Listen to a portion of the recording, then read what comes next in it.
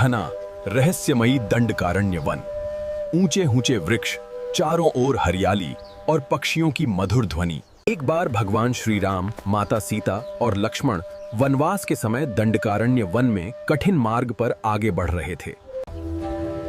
प्राणनाथ, मुझे बहुत प्यास लग रही है, कंठ सूखने लगा है।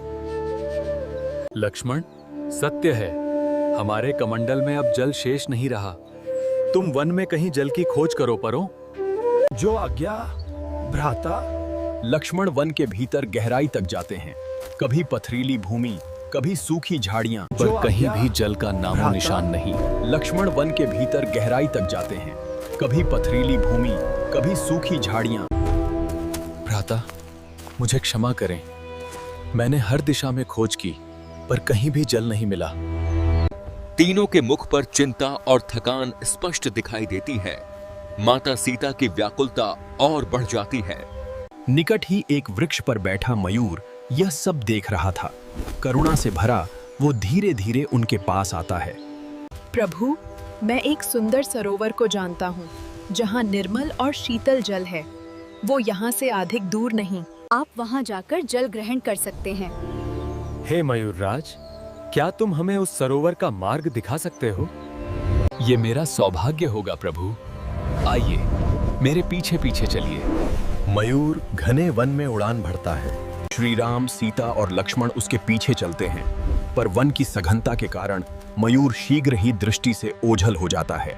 दिशाएं एक सी प्रतीत होने लगती हैं। तीनों स्वयं को असहाय अनुभव करते हैं। प्रभु दिखाई नहीं दे रहे, मुझे चल के उन्हें देखना चाहिए।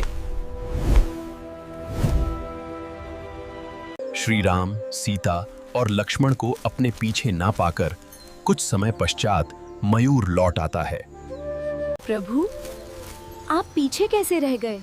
पक्षीराज, वन की सघनता के कारण हम आपको उड़ते हुए देख न सके। क्षमा करें। प्रिय मयूर, आपने हमारी सहायता का जो प्रयास किया उसके लिए आपका हृदय से धन्यवाद। लगता है आज हमें प्यासा ही रहना पड़ेगा। ऐसा कैसे हो सकता है कि मेरे रहते प्रभु और मेरी माता प्यासे रहें? पक्षीराज, अब कोई लाभ नहीं, आप जाकर विश्राम करें। प्रभु, एक उपाय है। इस बार जब मैं उड़ान भरूंगा तो मार्ग में अपने मोरपंख गिराता जाऊंगा। आप उन्हीं के सहारे मेरे पीछे पीछे आते रहिए। ठीक है पक्षीराज, जैसा तुम उचित समझो। मयूर पुनः उड़ान भरता है और निश्चित दूरी पर मोर पंख गिराता जाता है। मोर पंखों का अनुसरण करते हुए श्री राम, सीता और लक्ष्मण अंततः एक सुंदर सरोवर तक पहुंच जाते हैं। चांदी सा चमक रहा है। प्रभु, वो देखते हैं कि सरोवर के तट पर मयूर भूमि पर पड़ा हुआ है, थका हुआ, कमजोर। पक्षीराज, ये आपको क्या हो गया? आपकी ये दशा कैसे हुई? प्रभु, शांत हो जाइए, मुझ पर किसी ने प्रहार नहीं किया। तो फिर आपकी ऐसी दशा कैसे हुई पक्षीराज? प्रभु, आप तो जानते हैं कि मयूर वर्षा ऋतु के बाद ही अपने पंख गिराते हैं। यदि हमारे पंख उससे पहले गिर जाएं, तो हमारी मृत्यु निश्चित है। कि मयूर समय वर्षा से ऋतु पहले के अपने बाद ही पंख अपने गिराने पंख के गिराते कारण हैं। मेरी यह दशा यदि हुई है। हमारे पक्षीराज, आपने ये क्या किया? हमारे जैसे साधारण से जीवों के लिए अपने प्राण संकट में डाल दिए। प्रभु, आज मेरा जीवन धन्य हो गया। मैंने आपकी महिमा महर्षि वाल्मीकि के मुख से सुनी है। फिर भी मयूर, आपको ऐसा नहीं करना चाहिए था। क्षमा करें माता, पर मैं आपको प्यास से व्याकुल नहीं देख सकता था। फिर भी मयूर, आपको ऐसा नहीं करना चाहिए था। क्षमा करें माता, पर मैं आपको प्यास से व्याकुल नहीं देख सकता था। अपने शीश पर सदा धारण करूंगा। आज जिन मोरपंखों से आपने हमारी सेवा की है, अगले अवतार में मैं उन्हीं मोरपंखों को अपने शीश पर सदा धारण करूंगा। आपका कल्याण होगा।